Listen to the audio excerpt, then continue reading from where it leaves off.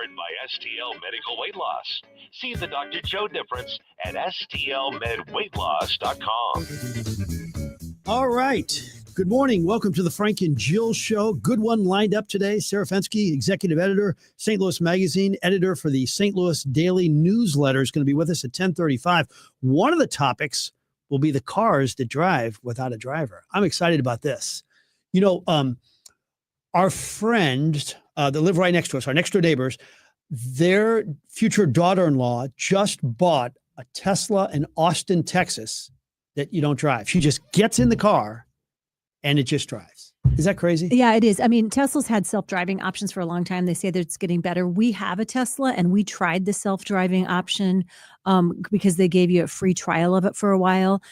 John and I think it's because we both have some control issues, but neither one of us really liked it because it just didn't feel quite right to not. But you could get that Tesla to drive to here every day. I mean, it's going to give you alerts and stuff if you don't have your hands on the wheel. Oh, you do have to have your hands on the wheel? You have to have your hands on the wheel legally. Yeah.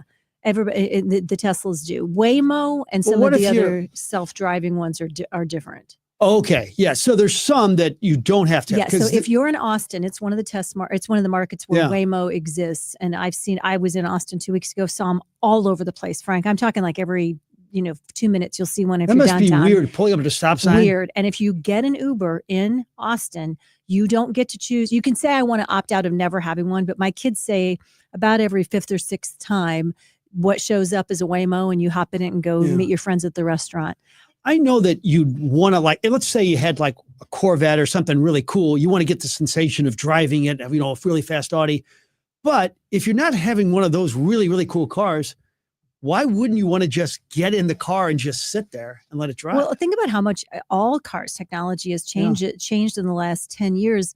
We can all most cars have that lane assist thing where you can look away for a second. You're not going to probably go into oncoming traffic because it's going to correct for you. And that's not a big fancy add-on these days. It comes in, a lot of the pretty straightforward models of not very expensive cars. I mean, it's really space age. We've gotten a lot more Jetsons in the last 10 years than I think any of us thought we would. So it could be a topic for the Royal Banks of Missouri text line 84126. Would you buy a car where you don't really have to drive it? Yeah, or would you get in one of those Waymos or the driverless cars if you're in one of the cities where those exist as taxi or options? I already know Connor's answer to this question. I know you've said it multiple times. Yeah, I don't like it.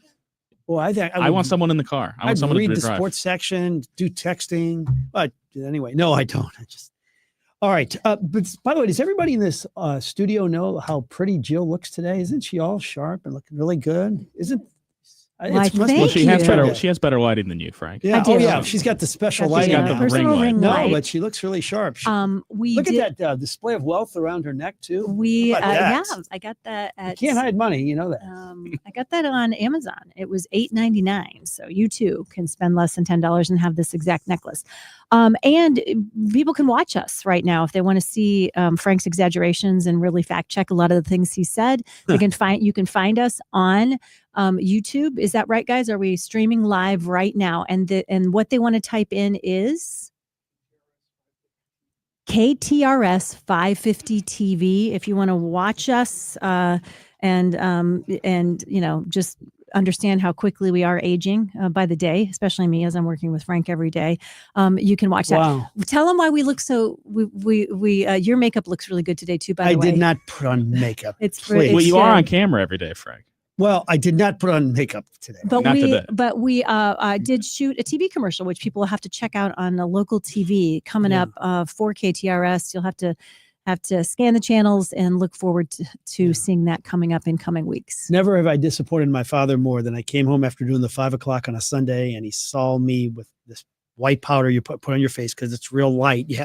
The lights are really bright. You have to put on a little powder.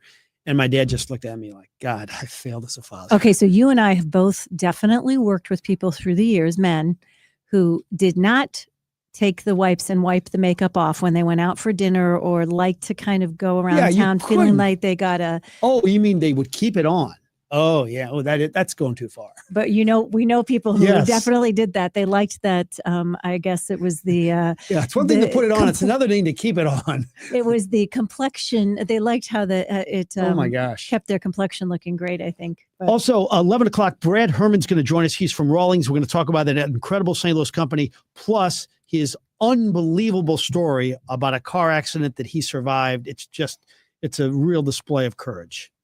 And then at 11:45, Meredith Knopp, Executive Director of the St. Louis Area Food Bank, on one of the most successful drives ever to benefit tornado victims. Thanks to all of you here, our KTRS listeners. And guess what? We're getting ready to do it again on Saturday. She'll be here with all the details and how you can help our neighbors in need during this acute time. We're going to do something at our church, by the way, Green Tree Church. It's called Serve Our City, where you pick a project around the area and you just go work there on Saturday. Problem is I have no skills. They said, come, you can just bring water or something. So that's a cool thing. Those are powerful. We've done those. I've done them with youth group kids in other cities. Once helped build a wheelchair ramp, and I was the person in charge of the project. And me running a saw was a scary prospect. But you know what? If you have good enough directions and you're intentional enough about making a difference, you can do just about anything. All right, we'll take our first break. We'll come back with the opening dialogue right after this.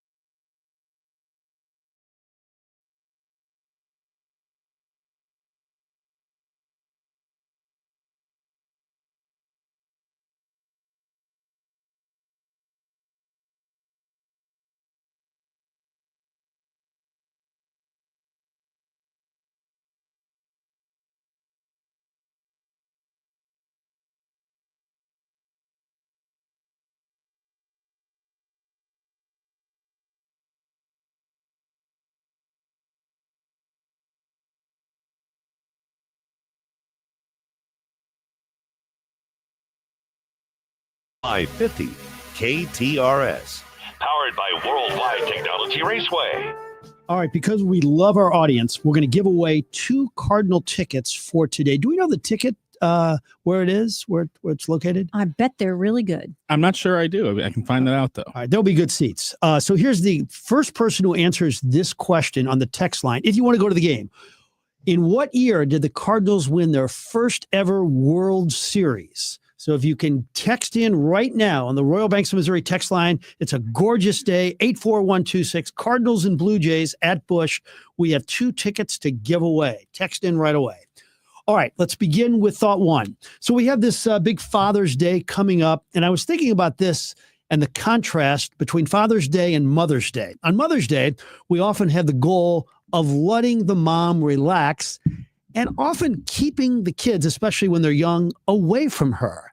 That was one of my goals, at least, when we had young kids. On Father's Day, well, you usually have the kids do some activities with the kids, like play golf or something. Mother's Day is often a fancy brunch. Father's Day, Dad, go out and grill some brats and burgers for everyone in the hot sun.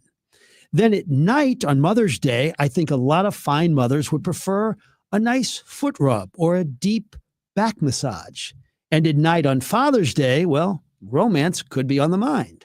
And sometimes men will play every angle, like, come on, it's my special day. Or maybe they will complain about having to work all day and play up that kind of like that sympathy angle that sometimes men do. Oh, on this day, you act like you're kind of down because you had to work all day on a day where most fathers get to have fun, and you kind of act depressed and you walk in with your head down, maybe not say a whole lot. And she asks, how you doing? And you say, I'm okay. And you try to play that angle. Boy, men are a devious lot. And by men, you mean I am. Please replace and re-listen to this on the podcast and in the KTRS website, and then just replace every time you hear men say Frank, and I think you'll have a very accurate portrayal of what Monique is in for on Sunday. This is on a slightly more serious note. This is something that a lot of us may have seen reported by the Missouri Independent was the first to report it. I think Post-Dispatch picked it up as well. And it's a new law that was just signed into law by a governor, Mike Kehoe. And on the outset, it's like, how is this going to impact people? The headline says, Kehoe signs in the law Missouri bill voiding NDAs in child sex abuse cases. What that means, when you peel back the layers, is non-disclosure agreements, which means something that lawyers try to get people to sign when they settle cases, particularly in Missouri now. If that case involves child sex abuse, you can no longer say, oh, we're going to sign a non-disclosure agreement, so you can't talk about what it is that happened.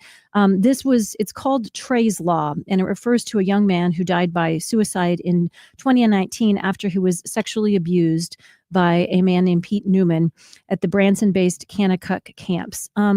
I am going to be honest here. I sent my daughter to this camp and in 2010, and had I known that this had occurred, because it was not allowed because of these non-disclosure. So none of us who sent our kids were aware of this at the time. Would I have still sent her? Yes, if the camp had a good response to explain what they were doing to try to protect children from future abuse like that occurred to a number of campers under Pete Newman during his time there. I probably would have, but I needed to know. And the fact that was not made known to families who sent our kids to camp there, I think it's just it's a good reminder that maybe that change is needed. Yeah, it's good for Governor Kehoe for making this happen, but it's a horrendous story. I think combined, my 3 kids probably spent 15 years at Kanakuk. One of them was actually with Pete Newman. It's a horrible story. All right, thought 2. After being destroyed on social media for calling Riley Gaines truly sick, Simone Biles has issued an apology, but she hardly swayed public opinion. She wrote, "It didn't help for me to get personal with Riley, which I apologize for. People wrote that when you hire a PR team to write your tweets, you've lost. It took you days to write that." So everybody's really negative about it. I don't know. The bottom line is, be careful when you hit send on your phone. It's the most dangerous button on the phone. We've all done it. ABC News fired Terry Moran because he tweeted that Trump's deputy chief of staff, Stephen Miller, is a world-class hater. He hit the send button at 12:06 a.m., wondering if alcohol's involved. Think about this, though. He's a 65-year-old man, father of four, distinguished career, and wham, it's over. And Jill, it's not just that it ended. It's what he has to live with for the rest of his life. Mm-hmm. The bitterness. It's like 40 years and all those awards, and he was good at his job.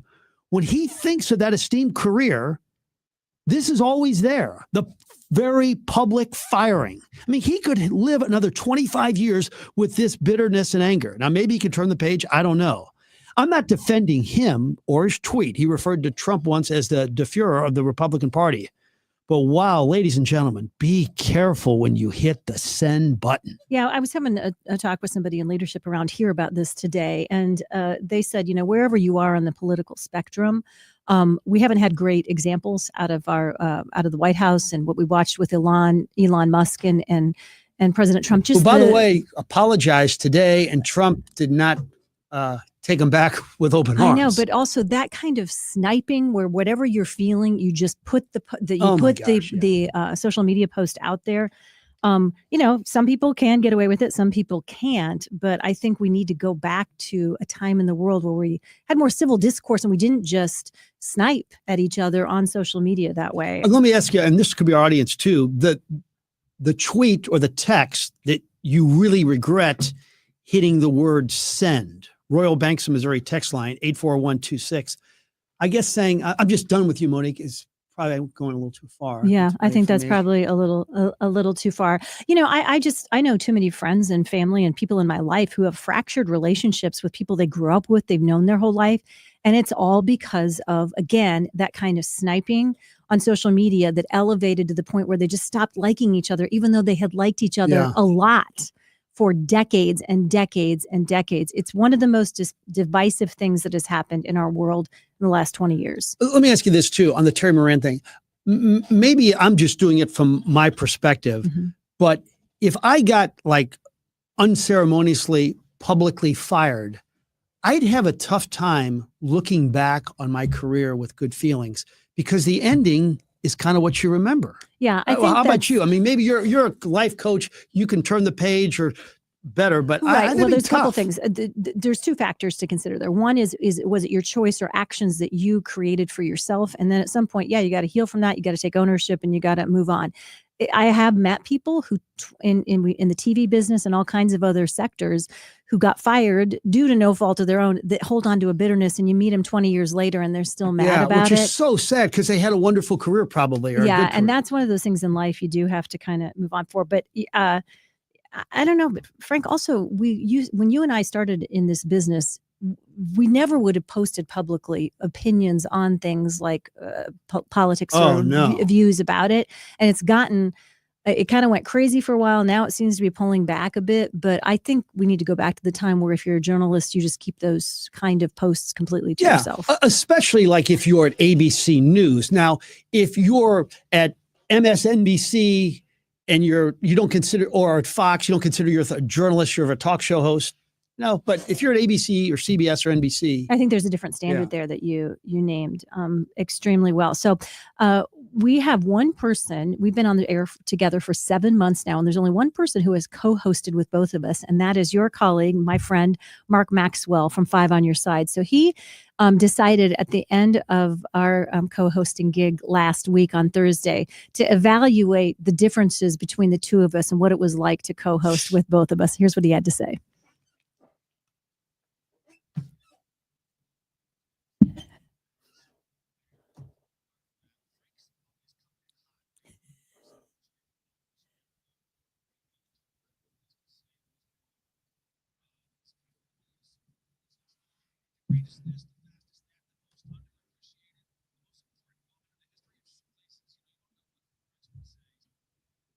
Yeah, it's the end of our friendship. No. I did benefit from being the actual live person on the other side of that feedback. He's too nice of a guy to tell me what he really thought, for sure. Look for a new job. All right, thought 3, stream of con. Remember all those nice things I've been saying about the Cardinals? I still believe them, but it's 3 losses in a row. It's losing 3 series out of their last 4. And if the playoffs started today, they would not be in. All right. This is a thought about, I thought about this last weekend. So Monique and I just celebrated our 38th anniversary. And on our honeymoon, Paradise Island, the Bahamas, It was during the NBA Finals, Bird versus Magic, not just an NBA Finals, Bird versus Magic, maybe the greatest rivalry in sports.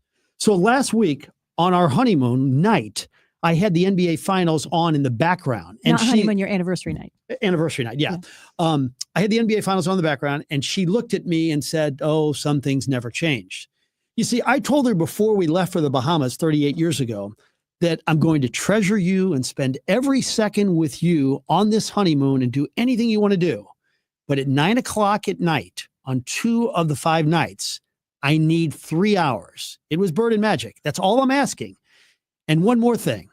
I have to watch the intro to the NBA Finals with Brent Musburger setting the table. And here's how it sounded.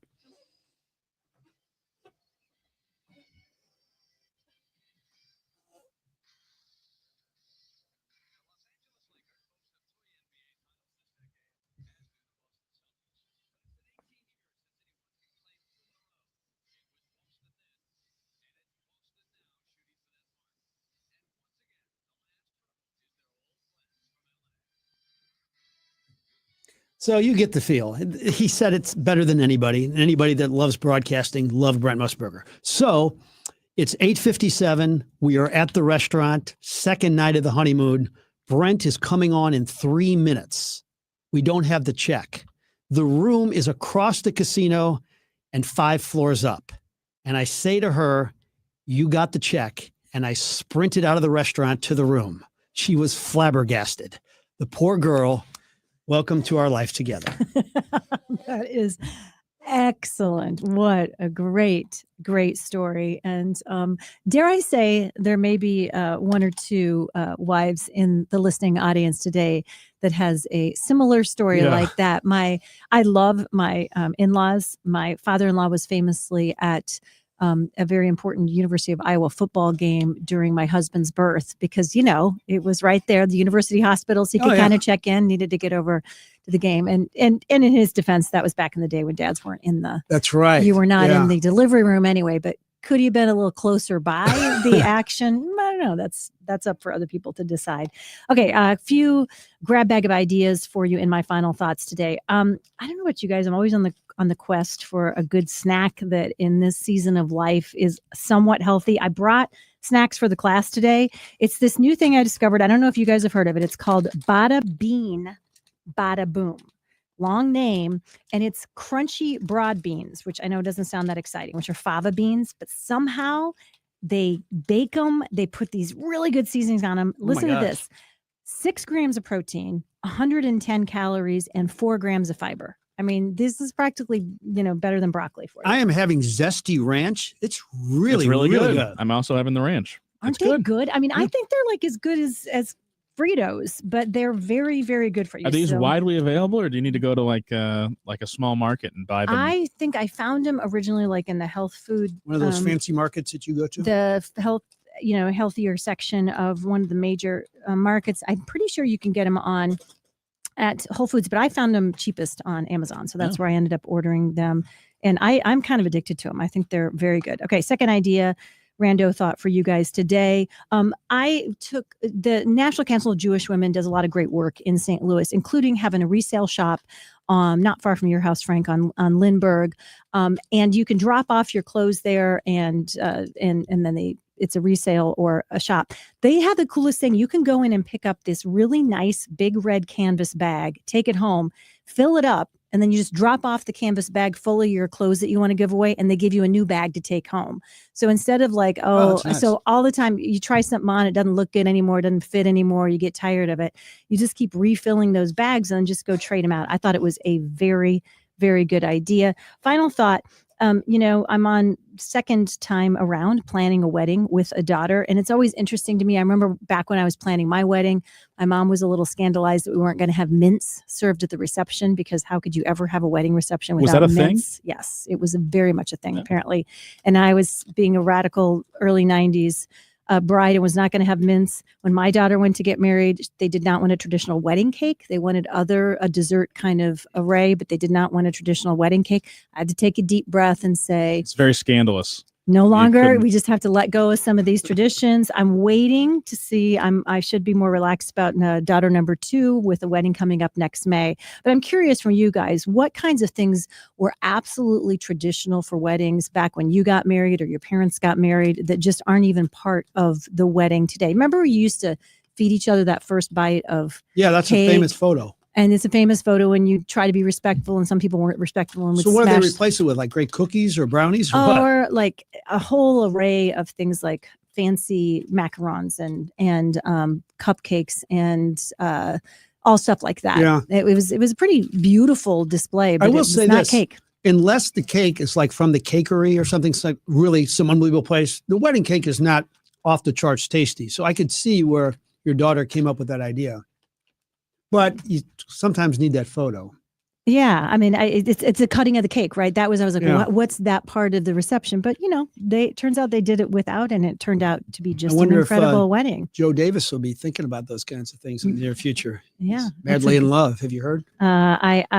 I did, and he's going to be so glad that you brought this up for our entire listening audience as well today too. So yesterday you kind of threw me under the bus, but I bet today I could get him to throw you under pretty hard. So we'll I'm going to keep that in my pocket. Hey, we have a great show continuing to come up for you, including Sarah Fenske will join us right after this break. Do not go away. Well, usually. And now, KTRS weather from the John Beal Roofing Weather Desk. I wouldn't quite call it a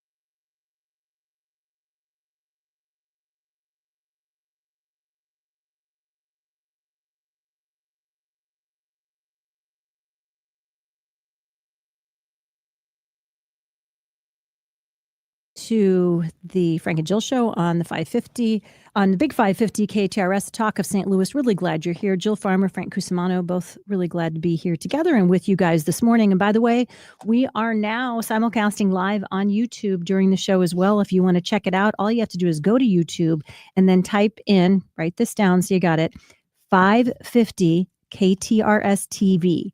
That's 550 KTRS TV.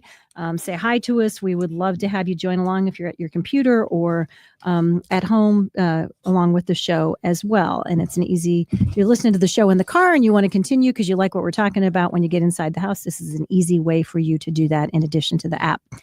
Sarah Fenske, executive editor of St. Louis Magazine, editor for the wildly popular and extremely informative St. Louis Daily newsletter, joins us now because it's Wednesday morning. She's always kind enough to do that with us. And I was down in Austin, Texas, visiting my daughter a couple weeks ago. Could not believe how many of the driverless cars, the Waymo driverless cars there were all over downtown Austin. And Sarah, we might start seeing some of these from a different company, Nuro, in St. Louis getting a test drive as well. Do I have that right? You have that right. And it is kind of freaking me out a little bit. I'm not sure that I'm ready for what some of these like West Coast, like tech-centric cities like Austin have done. I mean, this is St. Louis. I don't think we're ready to deal with this. So I do want to just add a little note of like, you don't have to freak out yet. They were here mapping our infrastructure this last weekend. And what the company told Ryan Kroll when Ryan learned about this is that they are just here to try to like get a sense of like, how can these cars do on sort of complicated city streets? Like if you don't have a straight grid, you have sort of the weird angles we have. You have, these traffic calming devices that seem to come out of nowhere. And also, how do they deal with bad weather? They thought St. Louis would be a good city to test out real world conditions because, let's face it, our real world conditions here are not always ideal. Yeah. So they're here just kind of getting a start. They're putting a toe in the water. You know what would be an issue, and I'm in favor of these things. I think it's a cool idea, and I would use them if they ever came to St. Louis. But what I'd be worried about if I owned my own car and it was fully autonomous, avoiding the potholes. I mean, would they have that type of strategic knowledge to get out of the way? Because some of those potholes are so freaking hellacious, especially downtown. I wonder if these cars do that. Yeah, I mean, you make a great point. That's certainly a scourge of St. Louis streets. My understanding is that's exactly the kind of thing they're trying to teach them how to do. And it seems crazy to think that a self-driving car could avoid that. But yeah, they run a lot of tests on these things, and I'm certainly a lot more skeptical than you are. I don't like the idea of a robot being in control. It feels like some things could go wrong. But they say the biggest problem is just that other drivers are so erratic that they don't do what makes sense. And so the robot is trying to predict what a normal person would do. There's not really a normal person behind the wheel of the other cars, and that's been the biggest hiccup so far. Yeah, and I've heard stories of people thinking that they could win big lawsuits and jumping in front of the Waymo cars before to see. And so far, they stop, even literally on a dime in those situations. What a dumb idea. Well, are you kidding me? exactly. Oh, I'm going to get $50,000 in a lawsuit, but I may not be able to walk. Yeah, a couple of people texting in have heard some of those reports that I heard as well. Not a good idea. Don't try this at home, folks, for sure.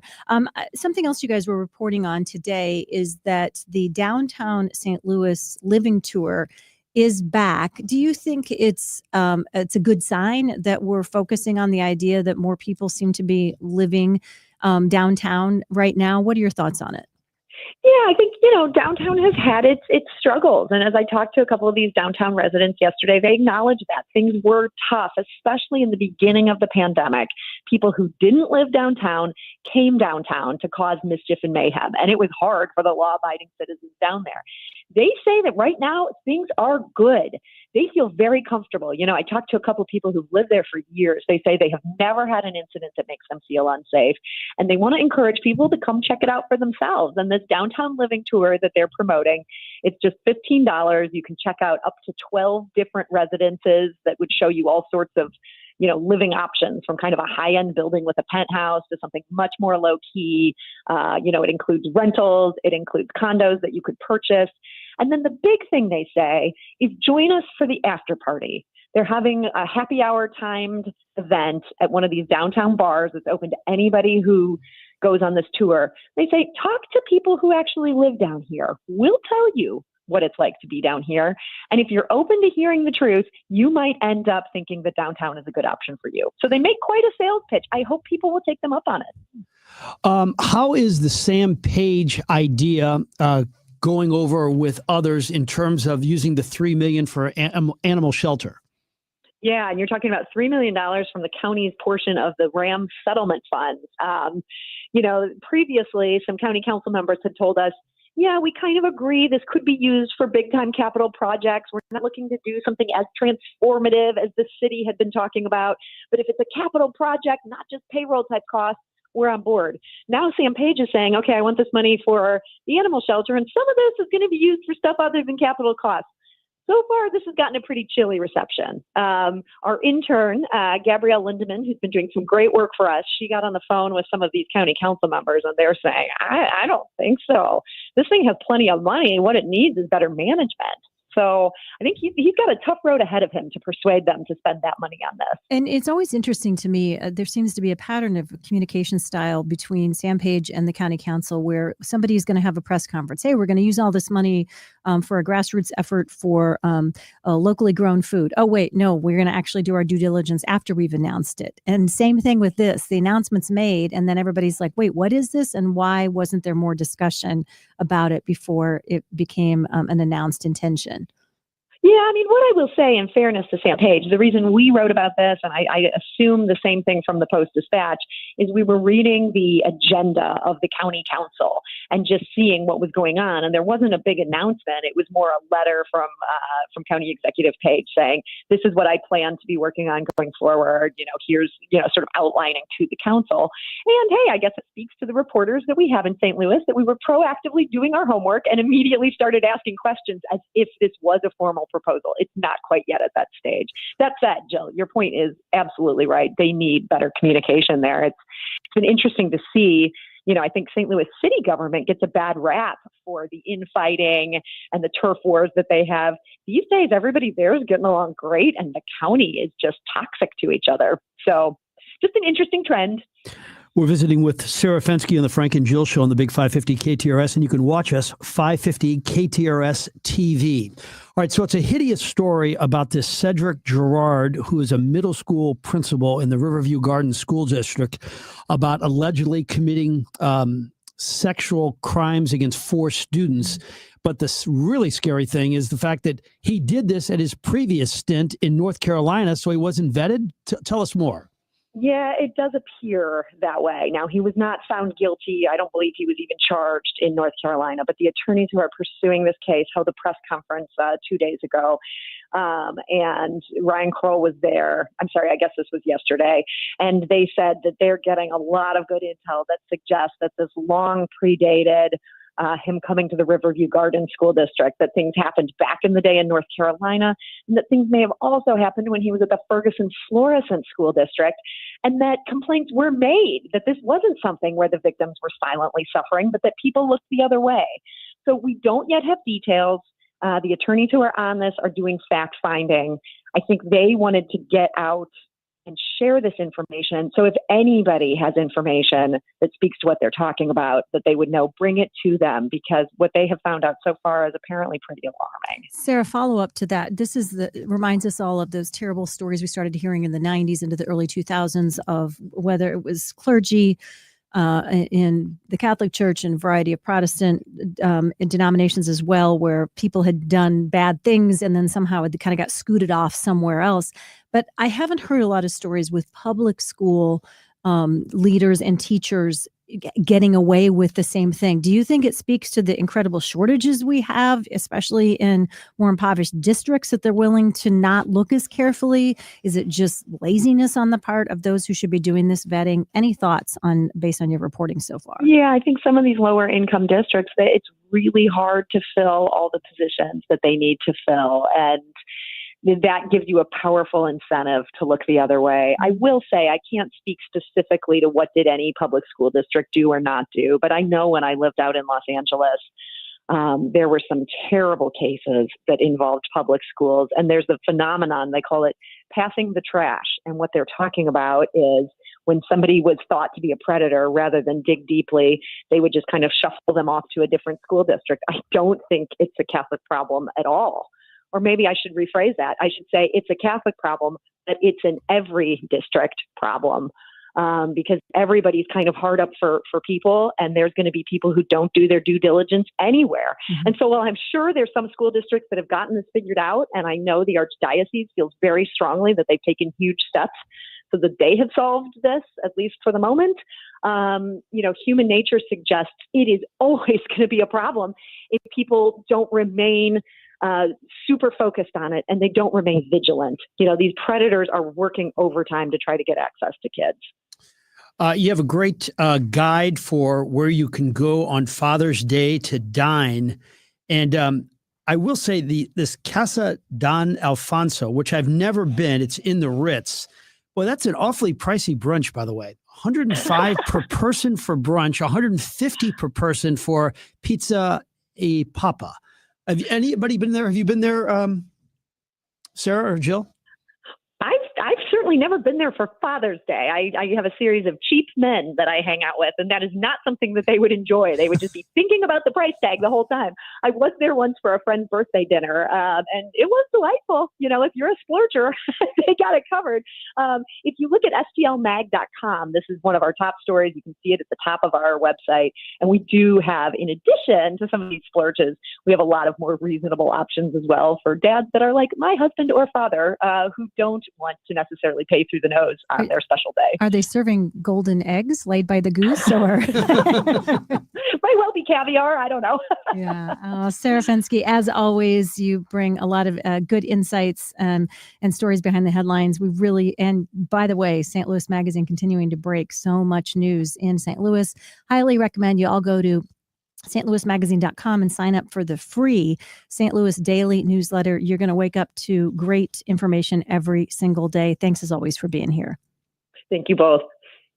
Somebody else that you want to have on your team as a good resource, in addition to Sarah and our friends at St. Louis Magazine, Ryan Raphael, the Medicare man. He is a senior insurance benefits expert, which is just a fancy way of saying he understands Medicare inside and out in ways that the rest of us probably never can. And that's okay. We don't need to, because when we have Ryan on our team, he can take all the complicated stuff and make it simple. If you were born in 1960, what a great year to be born. But this is your year. Or if you have a sibling or a friend or a neighbor who's feeling overwhelmed by the process, tell them they don't have to worry about it.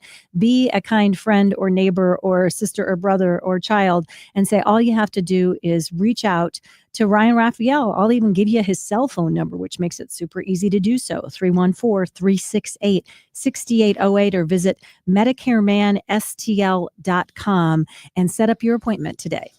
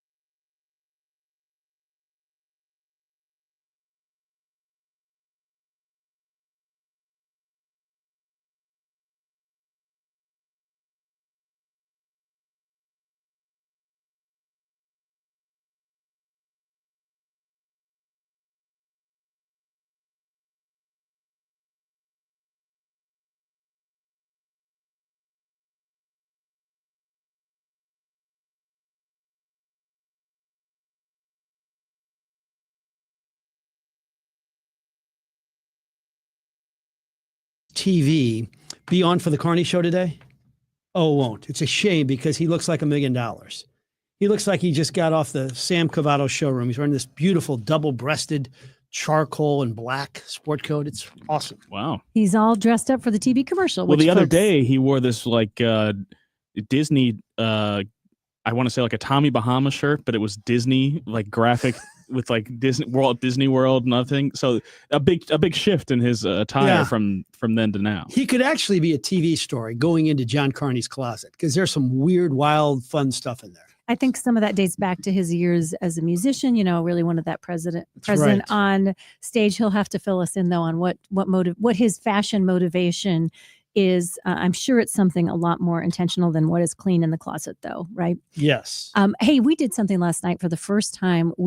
Life has been a little crazy with stuff happening with family members' health and other things that we just have not really been able to embrace summer. And I cooked a good summer meal last night and we sat out on our deck and it was a beautiful night. And I thought, gosh, we haven't gone to the pool yet. This is our first real enjoy summer dinner on the deck. And I'm ready for it.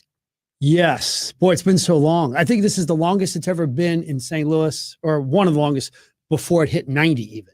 Yeah, which I'm trying to really embrace and enjoy. I just wish it wouldn't have been quite so cloudy and rainy on the days that it is. I know. Yeah. I appreciate that we're not in sweltering heat, 95 to 100 degrees like we are some years, but also it hasn't been, a lot of outside summertime. We haven't had as many opportunities for that yet either. And hopefully the rain will stay away for Sunday for the Bommarito 500.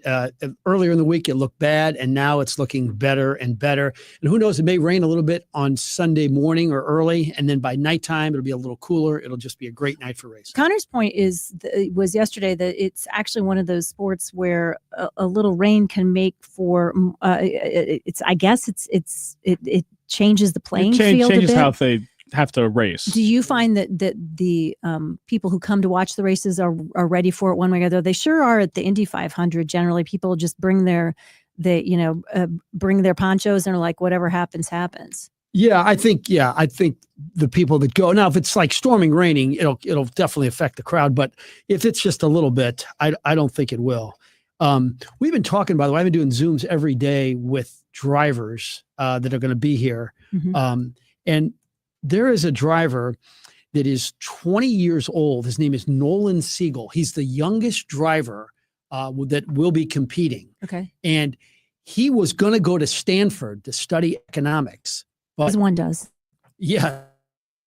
Instead, he chose auto racing. And he says, look, I know I'm missing out on some parties, but he goes, what I get every weekend is just the biggest high. What do you think is that can you get a license at 16? And then if you're really, really good at this, you go do it? He's been doing kart racing since he was like 6 or 7, but I think his family is highly educated. I think his sister goes to Stanford, and he says it's weird because my buddies from high school, they're all in college going to frat parties. And here I am driving against the best IndyCar drivers in the world. Oh, really cool. Lots more coming up, including more about the Bommarito 500 a little bit later in the show. Don't go away. More after the news.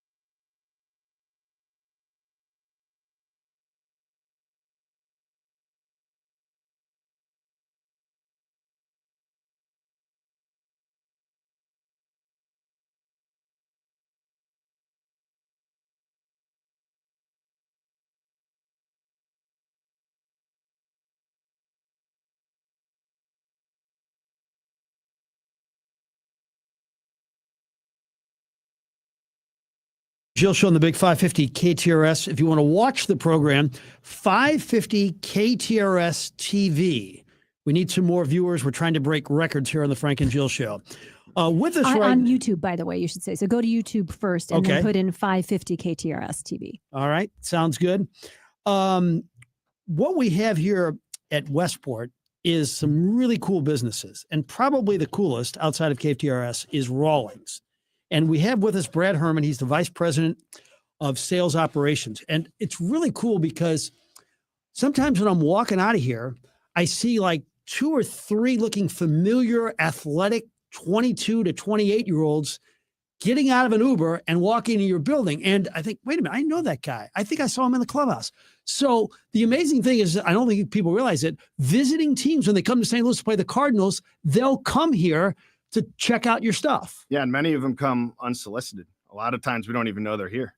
And the store employees would be like, I think he plays for the Tigers or like, whoever's who have in you town. seen kind of some names that people may recognize? I may be catching you off guard. Yeah, you're catching me a little bit off guard, but I mean, we've seen. What teams have you seen? We've seen the Dodgers. They came in force. We saw the Tigers come in force. And what do they do when they just come in and look around, see what's in the store, see the new products. You know, the Gold Glove Vault is a really cool thing to see. And it has, for those who don't know, the Gold Glove Vaults for all Gold Glovers who are in the Hall of Fame, which you have to have won 10 Gold Gloves to be in the Hall of Fame. So it's a who's who that's in there. It's Johnny Bench and it's Ken Griffey Jr. and Ozzie and you know, some of the greatest players of all time. So, you know, the store is kind of half store, half museum. It really is. So it's meant to be that way. It's meant to be not only a place you can come and buy product, but also a place you can come and hang out. And there's some nostalgia there with some old bats on the wall that you probably swung when you played for the dads out there. And it's a really cool experience, and it's really been well received in the St. Louis area. Yeah, I was over getting a gift at some point not too long ago, and it was very fun to see that looked like maybe a grandfather and a grandson. And boy, Grandpa was pointing out a lot of fun things. Yeah. Definitely a baseball fan. You have been on, we'll say, you had a plot twist in your life or a journey that you would not have written the script for, going back a year ago in 2024. So on the one hand, things at Rawlings are incredible. We'll talk a little bit more about how what an impact you guys are having in business and in the business of sports.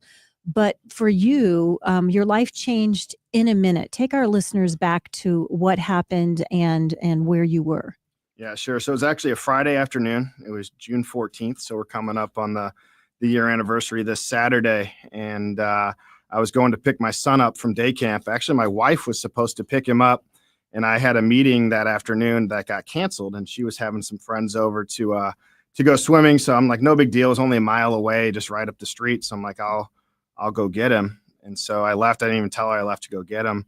And the light turned green as I was going through the intersection on 141. A cement truck blew a red light very badly and T-boned me and pushed me several hundred feet, knocked me unconscious. And the EMTs came, and it was a crazy scene. It felt like a war zone. I was half conscious, half unconscious throughout the whole thing. They kept trying to keep me awake. And at one point ended up on a ventilator. Yeah. So I ended up going to the ER, barely made it to the hospital. I was in a really bad condition. When I got to the hospital, I was bleeding out. They had to remove my spleen and had emergency surgery. And I was on a ventilator for 5 days, in the ICU for 11, had 7 surgeries, broke a lot of things, broke my pelvis in 3 spots, 10 ribs, my left shoulder, my left leg. I couldn't move at all when I got out of the car. Had some severe blood clots in my left leg and nerve damage in my left foot that I'm still fighting today. Well, you're fighting it, but you ran 3 miles this morning? I did. Yeah, run is not probably the right word. Fast walk.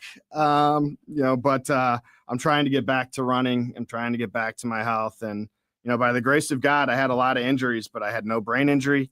I had no spine injury. And I had no heart injury. So I was very, very blessed to come through that. Not many people get hit by a 50,000 pound cement truck and live to tell about it. So I'm blessed to be here. 34 days in the hospital. 34 days. Yeah. Yeah, it really is. It's an inspiring story, and the way that you look at it all with grace and humility to say that it could have gone very differently. A headline this week, or a couple weeks ago, I think, in the St. Louis Business Journal: Rawlings CEO bullish on baseball's growth as company chases a $1 billion with a B revenue goal. I guess business is good. Business has never been better. I mean, it's really amazing. We are kind of firing on all cylinders as a company right now, and it's an exciting time. You know, we acquired the Easton brand late in 2020 when most companies were hoarding cash, trying to figure out how to get through the pandemic. Our owners invested in, one of our competitors and one of the best brands in the industry, and we're seeing the fruits of that merger now. And during COVID, there was kind of a void, and your products have kind of maybe brought families together again in a sense. Very much so. It was sad. I used to go to Baldwin baseball fields during COVID and just walk around and play with my dog. And it was sad to be there in June and July when those fields should be packed and there's nobody there. And when they started playing again, it was really kind of recognized the importance of baseball, of all sports, but certainly of baseball and softball, that it brings kids together, it brings communities together, it brings families together, and allows them to be kids and have fun and interact with each other. And I really felt like that was especially needed, coming out of the COVID times. If you're just joining us, Brad Herman is with us, an executive at Rawlings. He's been on a personal odyssey with surviving a near deadly car accident about a year ago. I have to say, you're looking just fit and fine now for sure. Thank you. In some of the Business Journal article and other reporting that's been done on Rawlings, in the world of sports and the business of sports, football seems to have been king for a little while here. You guys are baseball and tried and true baseball. And you think that even though we're seeing some, not as many people going to see games nationwide, things like that could be indicators that interest is falling off, you're saying, nope, that's not what we're seeing when it comes to a business model. Actually, attendance and viewership are both up for Good. MLB. I think a lot of the rules that Commissioner Manfred has made to speed up the game and make the game a little faster have really worked. And so we're seeing participation up across the board at all levels. And I think overall the baseball and softball sports are very, very healthy. Actually, softball continues to grow at a double-digit rate. So softball is also a very fast-growing sport. Yeah, were you surprised at how the viewership has been off the charts for college softball this year? I mean, more people than ever watched those games, I think, in Oklahoma City. Yeah, Najee Kennedy obviously drew a lot of eyeballs. She was absolutely amazing. Pitched every inning until the last game to get them to the championship. So I think she drew a lot of people. But I think the game of softball it's a fun game. It's fast-paced. I personally coach a 12U softball team, and when I first took over, I'm like, I'm a baseball guy. Shouldn't be coaching softball, but I've come to love the sport. And I really think it's a great sport that I think if more people gave a chance, they'd really enjoy it. And I think you're starting to see that as is evidenced by the ratings from the College World Series. So I think the first words that people think of with Rawlings is Gold Glove. And I used to have a friend who worked at Rawlings. Remember Mark Berry? And he used to tell me about the Gold Glove celebration night in New York is like one of the coolest sports nights of the year because they bring all these legends back who've won multiple Gold Gloves. Like, I think Greg Maddux has the most, I believe. And then Jim Cott, Ozzie, all this. And then you have like incredible entertainment. And then you celebrate who wins the Gold Glove that year. Yeah. I'm sure you've been to one and just describe that. It's amazing. It's at the Plaza. I mean, you just turn your head and you're like, wow, there's Keith Hernandez. Wow, there's Doc Gooden. There's, Hall of Famer after Hall of Famer. It's a really, really special night, and it's an honor to be there. I'm very blessed to have been there a couple times. And yeah, it's just an incredible experience, incredible night for the brand. And I remember the first time I was there, I was sitting next to another executive. It was his first time there. And we said, if you're not excited to work for Rawlings after being here, you're at the wrong company. Yeah, for sure. Hey, what about the glove itself? How expensive can a glove get now? And take us through how you can have them custom made for your hand.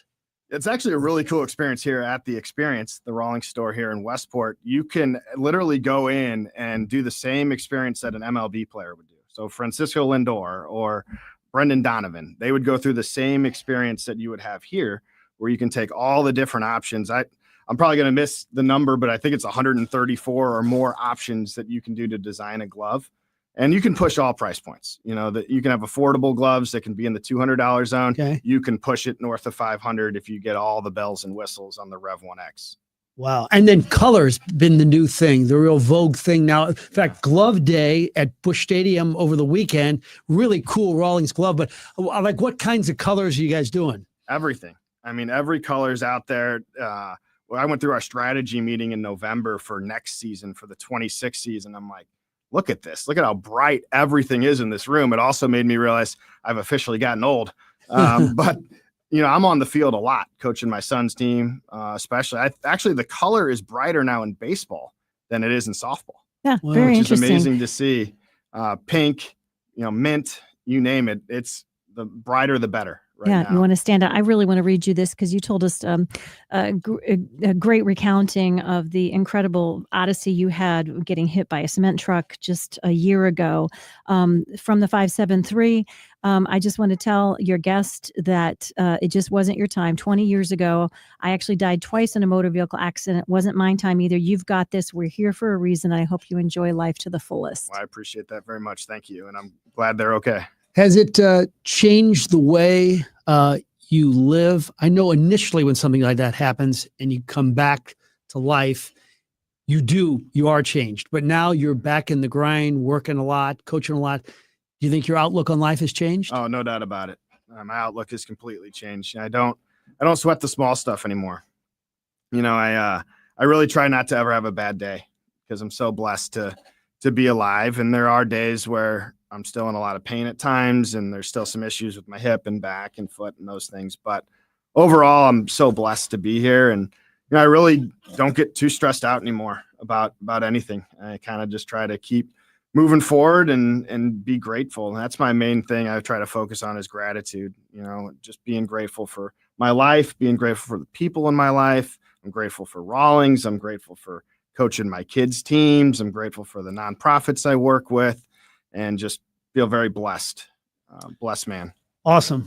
Great to see you. Congratulations on an unbelievable career and coming back to life. Brad Herman, Rawlings Company, Vice President, Sales Operations. We appreciate you coming in. Thank you, sir. Yeah, thanks for having me. All right, we'll take a short time out. If you want to watch us on TV, YouTube 550 KTRS TV. This is the Frank and Jill Show on the Big 550 KTRS. Hey.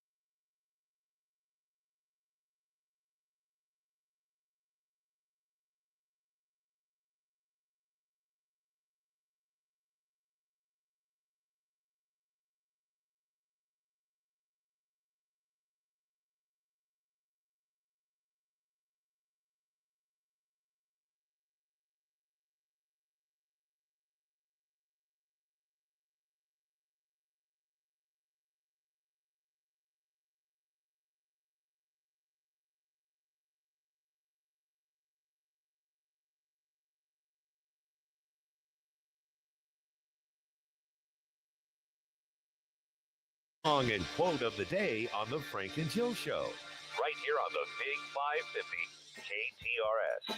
So we are filming a commercial today, and I just asked the guys in the back.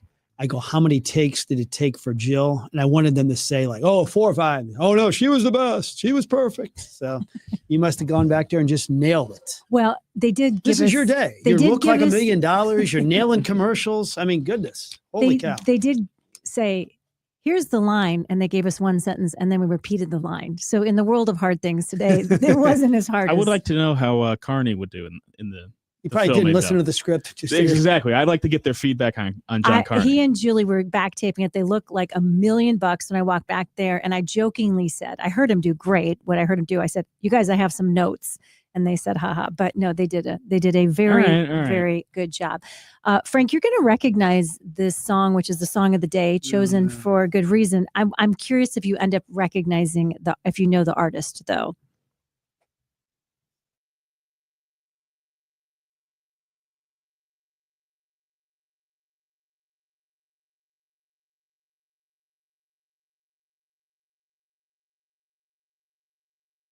I know. I don't know. Avril Lavigne. The song, of course, "Complicated," which was her biggest hit. Our audience in here, what are you laughing about, Joe? It is a good song. Yeah, it's good. The team in here is making our live broadcast. We are live on YouTube, by the way, today, 550 KTRS TV. If you go over to YouTube and you want to see us, they're right in the strike zone for, of course, being Avril fans. She's coming to Hollywood Casino Amphitheater. She's going to be in town. Big show. I think not a lot of tickets left, I've heard. She was a little before your time. Connor, are you a fan? No, yeah, she was right around then. Yeah, I mean, certainly remember the song. It was played all the time when I was a kid. So. Did that song get to almost number 1? Oh, yeah, it was for a long, long time. Okay. Greatest Hits Tour is what is showing up at Hollywood Casino Amphitheater.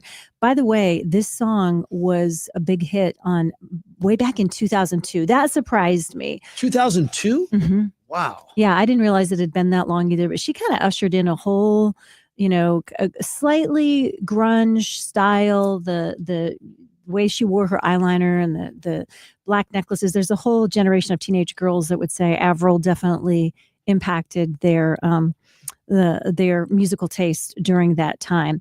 Fun podcast. I listened to a fairly big segment of it where Conan O'Brien interviewed and sat down with Ron Howard. I mean, who doesn't love themselves some Ron Howard? We talked about him quite a bit because, of course, he directed Apollo 13, which we talked about when you were on vacation, yes. Frank, with Tarek. Fun conversation, fun movie. Connor and I both really enjoyed going back and seeing it. This is what Ron Howard had to say to Conan O'Brien about his life on the Andy Griffith Show and starting his career in show business.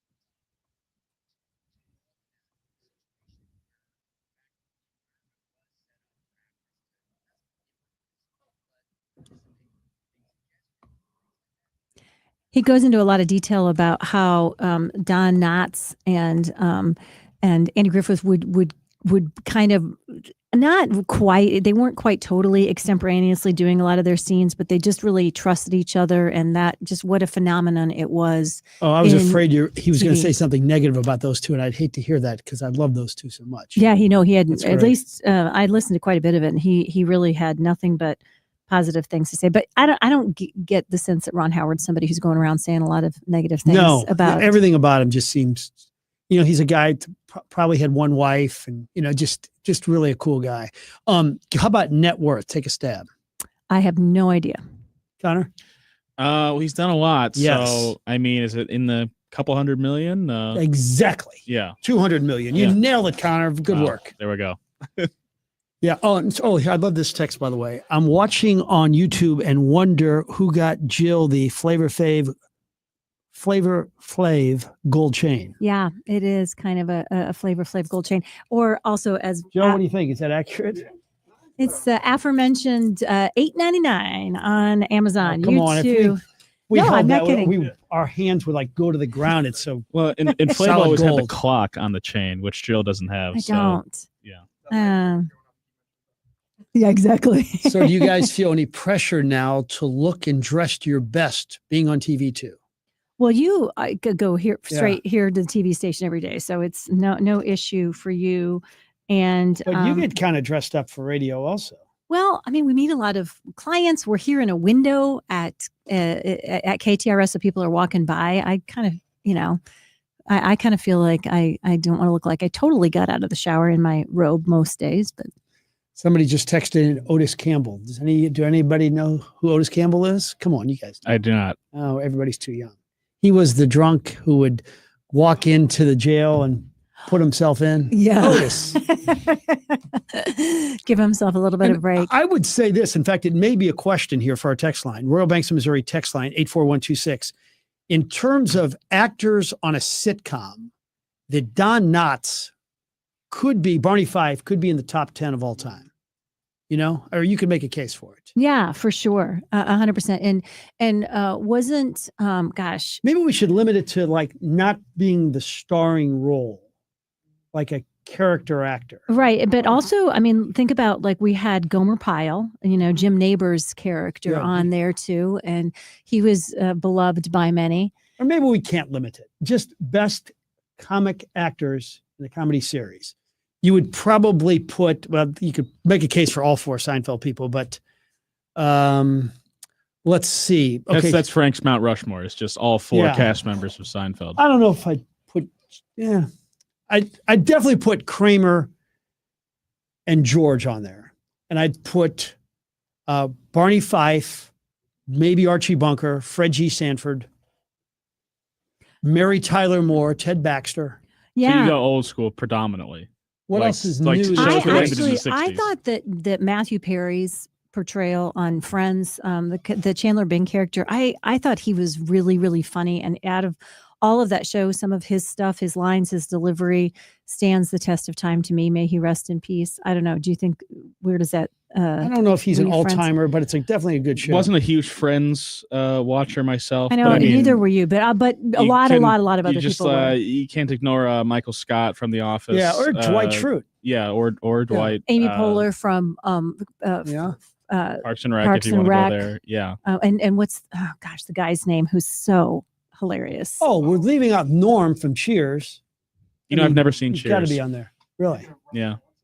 Ron Swanson. I mean, the Ron Swanson character on Parks and Rec is, I think, his acting. Nick Offerman, he's a great actor. He's really, really good in that as well. Fred Mertz on I Love Lucy. That's really going back, but that's strong. Yeah, he was good. Don Knotts also great as Mr. Roper. He wasn't Mr. Roper, was he? Who was that? I'm trying to. Norman Fell was Mr. Roper on Three's Company. Remember him? Yeah. Did Don Knotts? He did something. Did he do it on Three's Company, or did he do it on something else? I thought he did something later on, but his Barney Fife character, it's definitely Mount Rushmore. Yeah, I think that's a very good point. Hey, you guys, if you have enjoyed the fact that we haven't gotten to 90 degrees, as Frank said a little bit earlier in the show, that makes us lucky ducks here in June in St. Louis, because a lot of years we would already have been definitely at 90s or above temperature wise for sure. That means that we've had a little break. So if you're a procrastinator, like all of us are at times, no problemo. You have a time still to reach out and make that appointment at Premier Heating and Cooling to have your air conditioner checked out. Or, we have had some days where it did get certainly up into the mid 80s. The humidity definitely on the rise. If you notice that the air conditioning unit is not operating like you want it to, if you've got to have that thing cranked and the humidity levels still feel higher than they should inside, there's a lot of things that can go wrong. Some of them are pretty easy fixes. Some of them require a lot more skills and are more complicated. And some of them mean that it's time to get a new unit. Wherever you are on that spectrum, you have people on your team who you can trust, who are going to give you the straight scoop, who are going to try to do the least invasive, so to speak, repair for you whenever they possibly can, because they want to build a long-term relationship with you as a customer at Premier Heating and Cooling. They don't want to come in, take all your money, and then never see you again. They want you to be their client, like so many of theirs are for decades. That's why they take great pride in what they do and taking care of their customers. Reach out to them today. PremierHeatingCooling.net, 636-916-1122. Premier Heating and Cooling.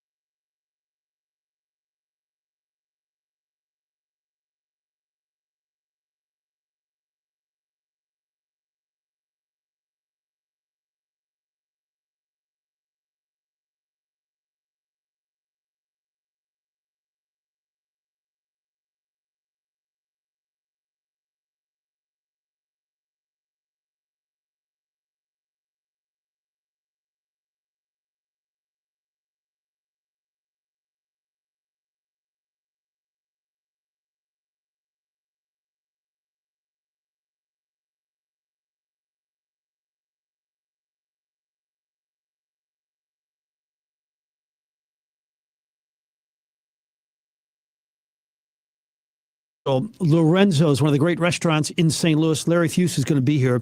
He and his bride actually are the only couple I know that literally walk to work. They live about maybe 100 yards from Lorenzo's. They just get up every morning, just walk down there. So we're excited to have him in, and we want to thank the great people at Kuna for being a part of this program. Kuna has been around for over 100 years. So many restaurants in the St. Louis area are in business because of Kuna. And by the way, Lorenzo's, they also own Adriana's. You've been to Adriana's Deli. All the time. One of the best. Their turkey sandwich is just one of my absolute favorites. I did not realize that before. Yeah. Love it. Family all working up there at the front counter, taking care of you, making sure the tables are cleared off. It's a St. Louis classic for sure. Hey, if you want to make sure that your dad has a special Father's Day this year, go to the KTRS website, ktrs.com, and you can just click on the Father's Day link there, and you can just write a short, brief little sentence or two about why your dad deserves to be treated special this year. And we will be, by Friday, choosing a winner. There's some great giveaways from places like Schnarr's Hardware that you can make your dad eligible for. So take a second to go over to ktrs.com, click on the Father's Day promotion, and help make your dad's Father's Day a little extra special this year. We're trying to get the most viewers for our new 550 KTRS TV simulcast, or what do we call this? A podcast? I don't know. You can call it that. Simulcast. Okay. 550 KTRS TV. Go to YouTube and get it. We want to get to a big number. So we only got about 20 minutes left in the program. Help us out here, please. Lots of you weighing in on Frank's question, which was a great one, about trying to remember some of your all-time favorite actors in sitcoms, particularly those who had kind of a sidekick role, because we were talking about Don Knotts, Ron Howard, and Andy Griffith a little bit earlier in the show. You guys had a lot of suggestions. Pointed out correctly that Don Knotts was indeed on Three's Company. He played a kind of wacky character, Mr. Furley. Alan Alda is named as another great comic actor. And I mean, a lot of you are Three's Company's fans, so thank you. This is a good one from the 636. My Mount Rushmore of second bananas: Barney Fife, Frank Costanza, Luther Van Dam on Coach. Remember that one? Jack Tripper's wingman on Three's Company, Larry. Yeah, very good. Okay, if you do try to make it a Mount Rushmore, do you only go 4? Well, that's how many are on Mount Rushmore. Yeah, I mean, I am aware of that. I use the word Mount Rushmore quite a bit. Okay. So Norm Kramer, Ted Baxter, and I probably have to go Costanza again. I probably have 2 of the 4 from Seinfeld, but I appreciate the Alan Alda. That's strong too. I would have said Radar O'Reilly. I would have probably, but he isn't as funny as Kramer or Seinfeld. I mean, he's a really good character, though. Yeah, he was. It was incredible to hear you didn't watch Seinfeld on the first run, despite how big of a fan you are now. I was 10 years late. Yeah. Mike Bush once said to me on a live shot, "Hey, Kramer needs the shirt back." And I had no idea what he was saying. I mean, it was just like, wow. So I was so late. Karen Walker from Will and Grace. Not familiar. Oh my gosh. Yes. Oh, I mean, that's Megan. That is a great suggestion. And she was just over the top character. Oh, she was very, very fun. Any of the sidekicks on the Dick Van Dyke Show? I remember Murray. Yeah, the writers, but I don't remember too much else. Yeah, those are all a good choices as well. I like these, and when you said sidekick, and I was saying Amy Poehler for Parks and Rec, somebody pointing out I was wrong about that. She would definitely have been a lead character, and y'all are right about that per usual. As always, it's very fun to have you guys weigh in on your insights of what you remember watching through those years, for sure. Good question here from Chef Todd, off the top of your head. My daughter and I are doing a deli tour this summer. Give me, because we were talking about Adriana's a second ago, best suggestions for deli/sandwiches in St. Louis. Let's hear from all of you on the text line on this one as well. Royal Banks, Missouri, text line 84126. Off the top of your head, Adriana's definitely makes my list. Yeah. Joya's. The Blue City Deli, the Muffalata would be definitely one I would. Yeah, the Reuben, especially the Rachel, the turkey Reuben is very, very good as well. What's the place we like over? There's Vivola's Deli. Oh, that is a great place. Really good sandwich place near here. Yeah. Oh, you have to be. There's always a line. Always a line. Kind of, in a off the beaten path, slightly strip mall, but definitely worth really that good suggestion. LeGrand's Market is really good too. For a great sandwich, you can't go wrong there. So. Yeah. Lots of good choices. Many people said Blue City Deli. Carl's is recommended here, but yeah, delis. give us your ideas for sure. Hey, Meredith Knopp, Executive Director of the St. Louis Area Food Bank, is joining us live to talk about the success of the food drive that we did in partnership with First Alert 4, the Jason Tatum Foundation, and Chaminade. We're doing it again because it was so successful the first time. Meredith, thanks so much for being with us, and give us an idea of the way that people showed up to support those impacted by the tornado in St. Louis. Well, thanks so much for having me, and thank you guys for your partnership. When we had this first event at Chaminade, we kind of crossed our fingers and hoped, right, that the community would show up. And what we saw was truly overwhelming. I mean, cars started pulling in the lot at Chaminade at 8:30 in the morning, and they did not stop until about 3 o'clock, even though we said the event was going to end at 2 o'clock. And so what we ended up receiving was, 75 Gaylords, and these are huge, huge boxes, over 52,000 pounds of food and hygiene and cleaning supplies was donated generously with this drive-through donation drop-off that we did in May. And quite literally at 9:30, people were asking us, well, when's the next one? And honestly, we hadn't thought of a next one. We were just kind of hoping the first one would be a success. And so, you said it, the community asked, and so we've answered, and we're doing it again this Saturday, 9 a.m. to 2 p.m., same location at Chaminade, that drive-through donation event for community members to come out and support the St. Louis Area Food Bank in our quest to get all the food and cleaning supplies and personal hygiene items to those families impacted by the tornado. So if you can't bring food, can you drop off a check? Yes, we will have people on site who can do checks, who can do cash donations. If you're out of town this weekend, I know it is also Father's Day weekend, people can go to our website, stlfoodbank.org, and there is quite literally a pop-up light box that will take you right to the donations page and get that donation safely and securely to the St. Louis Area Food Bank. And what's wonderful is that we have such a low overhead here at the food bank. Over 96 cents of every dollar goes right to our program. So the money stays local and everything is going to support families impacted by this tornado. Meredith Knopp, Executive Director of the St. Louis Area Food Bank, joining us live. Can you give us an idea of what the needs have been among those hardest hit by the tornado when it comes to having food and things like personal hygiene items? How needed is this, and what kind of an impact is it having for them?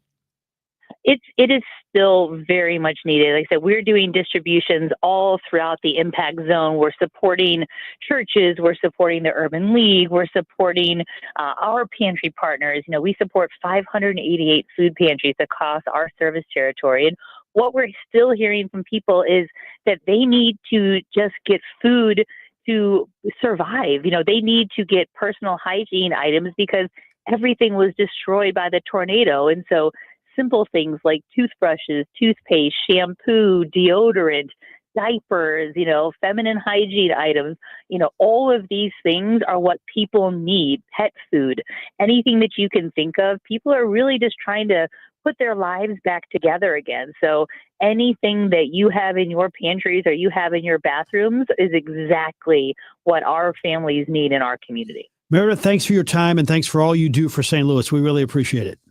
Thank you for your support. We'll see you Saturday. All right.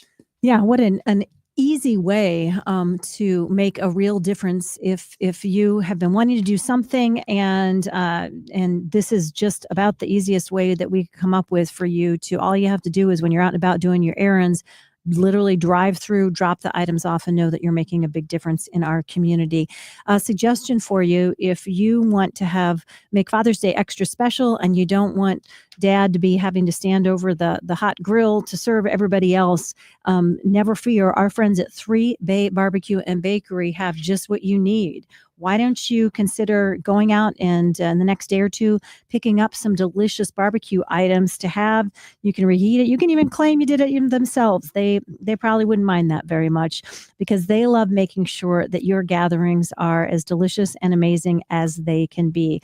Our friends at the Phillips 66 station at Clayton Road in 141, the Gross family have been in the gas station business for a long time, but they are foodies. They loved food. So about a decade ago, they said, let's do the other thing we love in life and let's make a restaurant at the back of the station. They did so. It's wildly popular and for good reason. The food there is second to none. It's absolutely delicious. And that includes barbecue items, slow cooked on through their special process, as well as all kinds of delicious bakery items as well. So if you're ready for a delicious lunch today, swing by and grab it. If you want to pick up dinner to have for your family tonight, or you want some for your weekend entertaining, they can take care of you. Check out the menu at 3baybbqandbakery.com, or better yet, visit them at the Phillips 66 station at Clayton Road and 141 today.